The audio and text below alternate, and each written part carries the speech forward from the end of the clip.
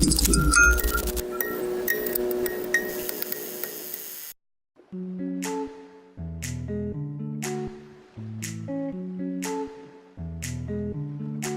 amin'ny 5 taona angamba izay 1980 tanoany no nanomboka.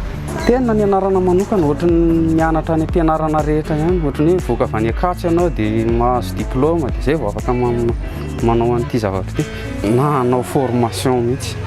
Amataona mihitsy ny formation io izay vao mahatafavoaka ny karazana kiraro vokarinay mocassin, ballerine, dia décolleté, dia demi-botte, dia botte lava, dia derby, dia les talons carrés.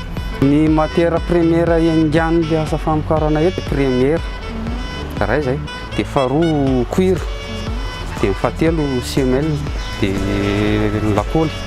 Betsaka ny olona manjifa, misy hatramina ministre, député, ren'le olona tsy hoe midoka tena fa olona ambonimbony daholo zany manjifa atao aminay. Misy olon-tsotra ihany, misy olona tsotra, misy mpandraraha tokony avelona raha mba jeren'le fanjakana maso akaiky zany le asa tanana malagasy.